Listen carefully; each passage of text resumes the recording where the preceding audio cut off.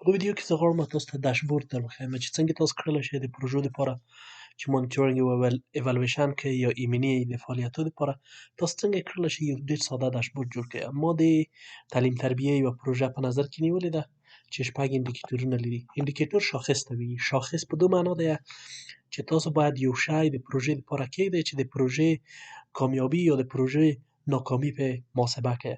نو ما دلته د نمونې په توګه نیولي دي چې تعداد د شاګردانو ټرین شول، تعداد د کتابونو چاپ شو، صحیح شو، تعداد د مقالو چاپ شو او تعداد د مکتب شاګردانو هغه بکسونه او قرطاسیه او دا شی ترلاسه کړل، تعداد د استادانو د استادۍ ټرینینګ ترلاسه کړ یا ټیوټي ټرینینګونه یې ترلاسه کړل او آخري انډیکیټر چې دی یا شپږم انډیکیټر چې دی هغه څو استادانو د لیسانس درجه تشکیل کړې ده.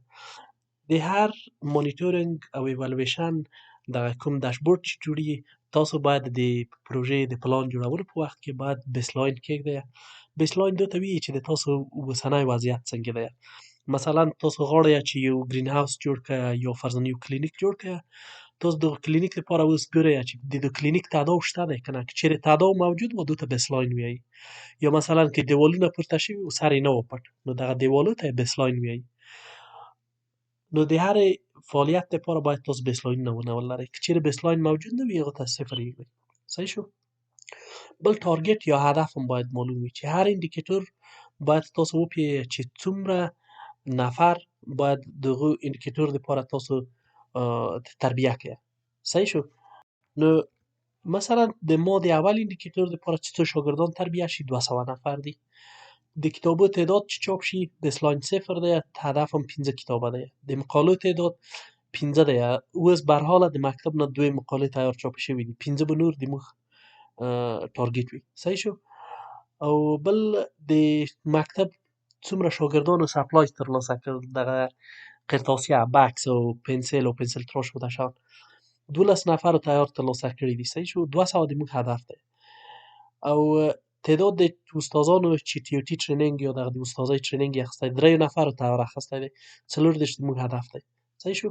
او په آخر کې څومره استادان د لیسانس درجه لري په آخر د پروژې کې. د موږ پروژه 1 کلنه ده. بیسلاین که چېرې تاسو وګورئ یو دی، یعنې 1 نفر تیار تربیه شوی دی د لیسانس په درجه باندې او هدف 10 نفر دی. نو موږ به راشو د دغه غونډې پروژې دپاره چې د موږ 1 کال پروژه په نظر کې نیولې ده د دې لاسته راوړنې به ونیسو. ما دلې لږ ډیټا تیار اچولې ده چې وخت مو ډېر تېر نه شي. صحیح شو. نو زه به دا د موږ ډیټا شوله. مثلا د جنوري په میاشت کې موږ 10 نفر تربیه کړي دي. د مارچ په میاشت کې 40 نفر. دغه ټول تر ډسمبر پورې نیولي دي. په آخر کې هم دغه د سم فورمول ورته کار کوو. صحیح شو. سم به ووایه د جنوري نه تر ډسمبر پورې به دا ټول ورسره جمع کړئ. دا چې جمع کړو په دې به ډبل کلیک وکړئ. ډبل کلیک هم چې وکړو دغه به ټول تاسو ته جمع کړو. صحیح شو. نو د هر انډیکیټور لپاره به تاسو لاسته راوړنې مثلا ځینې وختونه به تاسو ګورئ چې جنوري په میاشت کې، فبروري، د مارچ په میاشت کې موږ هېڅ د دوم انډیکیټور لپاره لاسته راوړنه نه لرو، مګر په اپریل میاشت کې موږ 2 کتابونه چاپ کړي دي. بیا د مې په میاشت کې، د جون په میاشت کې هم کار نه دی کړی، د جولای په میاشت کې 2 نور کتابونه چاپ کړي دي. صحیح شو. نو تاسو د ټولو انډیکیټورو ډیټا دغلې واچوئ په دې ځای کې. ډیټا تاسو کړلی شئ سروې وکړئ، ډیټا کړلی شئ تاسو هر وخت چې یو فعالیت ترسره کوئ د هغو ډیټا ثبت کړئ. مختلفې طریقې دي، زه په هغو بحث اوس نه کوم. نو کله چې ډیټا دلې واچوله ټوټل به یې واچوئ. صحیح شو. بیا یې د په خاطر باندې چې تاسو د مانیټورینګ کار کوئ نو راشئ اوس وګورو چې کوم انډیکیټورونه د تاسو تکمیل شوي دي او کوم انډیکیټورونه نه دي تکمیل شوي. نو د دې لپاره به موږ د اف فورمول په کار کوو. اف به ووایو، قوس به شروع کړو، په دې کې به ووایو که چېرې د موږ ټوټل ته به ورکړو، د غټ علامه به ورکړو. که چېرې د موږ ټوټل غټ وي یا مساوي وي د څه شي سره، د ټارګت سره. صحیح شو. کامه بیا به شرط دلې ورته کېږدئ کامپلیټ یا تکمیل. صحیح شو. بیا به کامه ورکړئ. که چېرې دا وړ وي نو د تاسو به انکامپلیټ. صحیح شو. که هغه ویرګول به ورکړئ او قوس به وتړئ او انټر به یې کړئ. صحیح شو. دا به ډبل کلیک ووایئ د ټولو فعالیتونو لپاره به په دې رقم راشي. نو تاسو اوس وګورئ چې 200 د موږ ټوټال لاسته راوړل چې د 255 نفر دي. ټارګټ د موږ 200 دی. نو د ټارګټ نه موږ لوړ یو. دا فعالیت د موږ کمپلیټ شو. صحیح شو. کتابونه د موږ ټارګټ 15 دی. موږ 9 کتابونه چاپ کړي دي. دا هم کمپلیټ شو. صحیح شو. تعداد د مقالو چاپول 15 ټارګټ هم موږ تنها یو دانه مقاله چاپ کړې ده. نو دا انکمپلیټ شو. صحیح شو. تاسو کړلی شئ په د ټول دپاره محاسبه کوئ.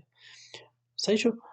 راوشو یو بل برخې ته. په پروژه کې معمول تاسو بودیجه هم لرئ. بودیجه خلک رقم جوړوي. دل د دې لپاره چې زه تاسو ته تنها یوه نمونه درکړم، د هر اندیکیتور دپاره مو بودیجه اچولې. مثلا د تعداد د شاګردانو چې تربیه شي ما $10,000 ورته اچولي. نمبر د کتابونه چې چاپ شي 15,000 یعنې $1000 په فی کتاب باندې. تعداد د مقالو 3,000. دغه ټوله بودیجه اچولې ده. راوشو اوس اکچوال یا څومره مصرف موږ کړی دی. صحیح شو. د اول اندیکیتور یا تعداد شاګردان چې دي موږ تنها $9,000 مصرف کړي دي او ابجکتیو هم کمپلیټ کړی دا ډېر ښه خبر دی. صحیح شو. د هر اندیکیتور دپاره به دا وګورئ اکچوال چې پیدا کوئ ډېره ساده خبر ده. تاسو به هغه پروژه کې وګورئ چې اوس هم برحاله څومره پیسې مصرف کړي دي. ډیټا باید موجوده وي. مثلا په هر ځای کې چې ټریننګ ورکوئ، په هر ځای کې چې کتاب اخلئ، تیل اچوئ، استادان نیسئ، هوټل نیسئ، رستورانتونه نیسئ، کله راوړئ، هر شی چې نیسئ د دوی اکچوال هغه برحاله مصارف به یې نیسئ او د دوی مجموعه به دلې ولیکئ.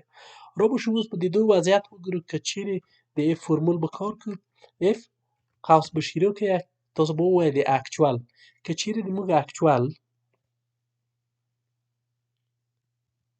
وړوکی وي،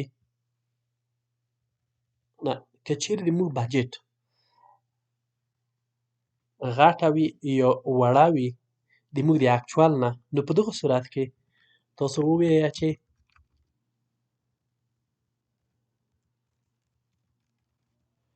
آن بجټ. صحیح شو. بیا به کامه ورکړئ، دوی ویرګوله به ووایئ دم چې وکړو او ورځ تاییدونه به بیا دا ووایئ چې که چیرې آن بجټ نه و نو تاسو به ووایئ چې اوور بجټ.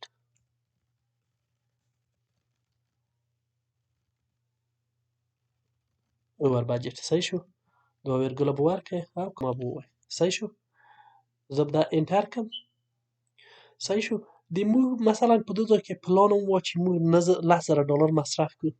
موږ 9,000 مصرف کړي. نو په دې صورت کې موږ وایو چې د موږ په آن بجټ یو، یعنې د موږ په هغه شی چې په بودیجه کې وو هماغه مو کړي دي. د دوم اندیکیتور دپاره 15,000 پلان وو، موږ 6,000 مصرف کړي دي. نو په دې ځای کې اوور بجټ شو. د بودیجې نه موږ اضافي مصرف کړي دي.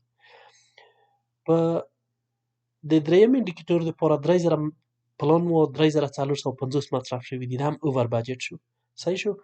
د څلورم اندیکیتور دپاره $1,000 پلان وو، 980 مصرف شوي دي. دا فقط ډېر نږدې دی آن بجټ. نو ټول په دې رقم تاسو ته دغه معلومات درکولی شي. نو په یاد مو وي چې د اف فرمول چې کاروئ تاسو باید ډیټا درته موجوده وي او د هغو مطابق هغه خپل معلومات وباسئ. یو بل شی چې زه تاسو ته درښیم په د مانیټورینګ او د ایوالویشن دپاره ګرافونه دي. نو د دې په خاطر چې موږ یو ګراف جوړ کړو، مثلا د بودیجې ګراف موږ جوړوو. صحیح شو. اندیکیتورونه به اول انتخاب کړئ، بیا به راشئ کنټرول به ونیسئ. کنټرول هم چې ونیوه تاسو به بجټ او اکچوال دواړه انتخاب کړئ. صحیح شو. دا هم چې انتخاب کړه انزرت ته به ولاړ شئ. انزرت ته چې ولاړلئ په دې ځای کې به لاین چارټ باندې کلیک وکړئ. په لاین چارټ هم چې کلیک وکړه په دې ځای کې انتخاب کړئ چې کوم یو د تاسو د خوښې چارت دی. د ما خپله چې خوښي لاین ویت مارکر دی. د دې درځدلی شم چې ما بجټ څومره مصرف شوی دی. صحیح شو. نو دا ګراف به دلې زه کښېږدمه. د ما هر اندیکیتور دغه په دې لیبل کې شته دی او په د وای په اکسس باندې یا په عمودي شکل چې دی دا ټوله بودیجه ده او مصرف چې شوی دی. صحیح شو. آبي خط چې دی، آبي خط چې دی د ما په دغه ځای کې بودیجه ده. صحیح شو. او اکچوال چې دی یا د فعلي مصرف چې دی د دوی نارنجي رنګ دی. نو که چیرې تاسو وګورئ په ځینو ځایو کې مثلا د اولي اندیکیتور دپاره په ګراف باندې تاسو لیدلی شئ چې د موږ اکچوال د بجټ نه کم دی. مثلا په دوم اندیکیتور کې وینئ چې بجټ لوړ دی، اکچوال ټیټ دی. نو په همدغه رقم باندې تاسو کړلی شئ یو ښه ګراف ورته جوړ کړئ او ګراف پریزنټیشن کې یا خپل راپور کې استفاده کړئ. صحیح شو. نو دا د تاسو د مانیټورینګ او ایوالویشن دپاره یو داشبورډ شو. بیا مو هم په یاد وي چې دا اصلا د پروژې د مدیریت کورس نه دی. زه به تاسو ته تنها همداسې یو خلاصه معلومات یې درکړم چې مانیټورینګ او ایوالویشن دپاره باید انډیکیټورونه موجود وي، بیسلاین ورته موجود وي، ټارګټ موجود وي. وروسته د هغه نه تاسو خپل اچیومنټ د میاشتو په حساب وي، که د کال په حساب وي، که د کوارټر په حساب وي، هغه به ټول واچوئ، ټوټل به پیدا کړئ. تاسو د اف فرموله استفاده کولی شئ چې درته معلوم شي چې تاسو د دو سټټس څنګه دی. د ما تنها په دې ځای کې فرضاً 3 انډیکیټوره دي او د پروژې بودیجه هم ډېره محدوده ده که نه. دا که چېرې تاسو غټې پروژې ولرئ چې فرضاً 400 500 میلیونه ډالر وي، د هغو دپاره بیا دا ډېر کمک درته کوي چې تاسو وپوهیږئ په هغې وخت کې چې هر وخت ټرینینګ یو شی ورکوئ، تاسو ته معلوم شي چې د پروژې په آخر کې څومره لاسته راوړنه لرئ، تاسو خپل هدف ته څومره نږدې یئ او څومره نږدې. او په عین وخت کې د بودیجې په باره کې کمک درته کړلی شي. مثلا ځینې وخت تاسو مصرف ډېر کوئ، پام هم نه وي، ډېر ناوخته ورته پام شي، نو که چېرې تاسو دغه د آن بجټ او اوور بجټ او انډر بجټ د فورمول استفاده وکړئ، تاسو څه کړلی شي چې دا هم مرسته وکړي. که چېرې پوښتنه وي د مانیټورینګ او ایوالویشن د پروژې د مدیریت په باره کې چې څنګه په اکسل کې تاسو د ګانټ چارټ جوړولی شئ، څنګه تاسو کړلی شئ د دې دپاره دغه ډبلیو بي اس یا ورک بریک ډاون جوړولی شئ، یا څنګه بجټ جوړولی شئ د هر انډیکیټر مطابق یا د هر اکټیویټي یا د هر ورک پیکج دپاره. زه کړلی شم د دې په برخه کې کوم چېرې تقاضا وي، البته زه یوه ویډیو درته جوړه کړم او د تاسو څه په دې برخه کې هم کومک وکړم. ښه چانس.